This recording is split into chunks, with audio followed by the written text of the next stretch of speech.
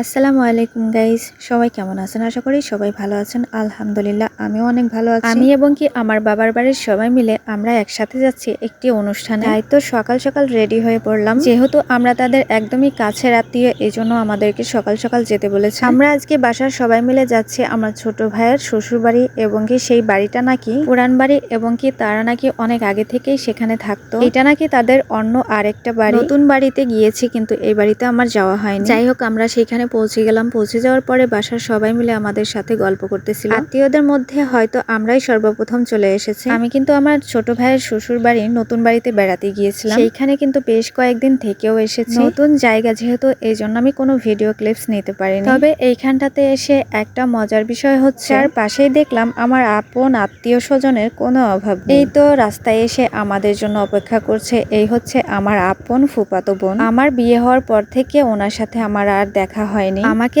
এক নজর দেখার জন্য রাস্তায় এসে আমার জন্য অপেক্ষা করছে। এমনটাই হওয়াই কিন্তু স্বাভাবিক, অনেক দিন পর দেখা। আমার এই বোন আমাকে ভীষণ ভালোবাসে। আমরা এখানে এসেছিলাম আত্মীয় বাড়িতে দাওয়াত খেতে। আমার বাবা তখন বলল, তোমার বড় ফুপুর বাড়িও এখানে, এবং কি তোমার ফুফাতো বোনের বাড়িও কাছাকাছি। আমার নিকট আত্মীয় এবং কি আমার পরিচিত আরো অনেকের বাড়ি নাকি এখানে আছে। অচেনা জায়গায় এসে নিজের আত্মীয়, নিজের আপন মানুষগুলোকে দেখতে পেলে অনেক ভালো লাগে। আমি তো এমনটা দেখতে পেয়ে অনেক খুশি হয়েছি। আমরা যেই বাড়িতে এখন যাচ্ছি, উনি হচ্ছে আমার আপন বড় ফুপুর মেয়ে। আমরা এসেছিলাম এক অনুষ্ঠানে, সেইখানে এসে ধরা পড়ে গেলাম। সেই বাড়িতেই গিয়েছিল আমার এই বোনের বর। আমাকে দেখেই তো একদম অবাক, টেনে হিস্ট্রে নিয়ে আসার মতো এক অবস্থা। আপুদের বাড়ির কাছেই ছিল একটি মাদ্রাসা এবং স্কুল। তবে এই জায়গাগুলো ঘুরে বেরিয়ে দেখতে আমার ভীষণ ভালো লাগছিল, কারণ আমরা পরিবারের সবাই একসঙ্গে ছিলাম। আমার আপুর বর কিন্তু প্রবাসে ছিল, অনেক বছর পর তার সঙ্গে দেখা। বলতে গেলে প্রায় ছোটবেলাতেই আমাদের দেখেছিল। এইদিকে কিন্তু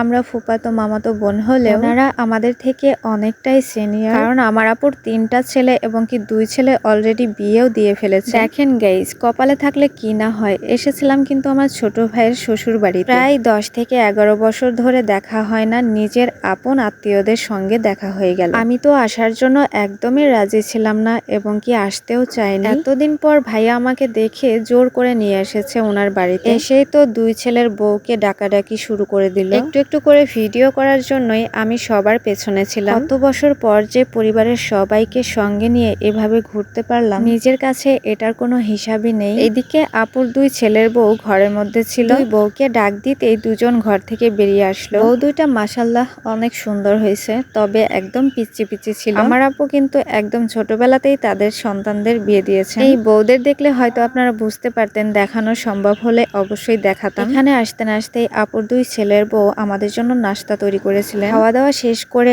আপু আর আমার মায়ের সঙ্গে আমি বাড়ির চারপাশটা ঘুরে ঘুরে দেখতেছিলাম। আমার আপু কিন্তু আমাকে এই বাড়িতে আনার জন্য অনেক চেষ্টা করেছিল। তার একটাই কারণ, আমার বিয়ে হয়েছে অনেক দূরে, ফরিদপুর থেকে কুষ্টিয়া, যে কারণে রক্তের সম্পর্কের সবার সাথে, আত্মীয় স্বজনের সাথে আমার খুবই কম দেখা হয়। তো যাই হোক, সেইখান থেকে বাসায় যাওয়ার জন্য আমরা রওনা দিয়ে দিলাম। অনেক ঘুরে বেড়ানো হলো। আজকের মতো এই পর্যন্তই। সবাই ভালো থাকবেন, সুস্থ থাকবেন। আল্লাহ হাফেজ। আসসালামু আলাইকুম।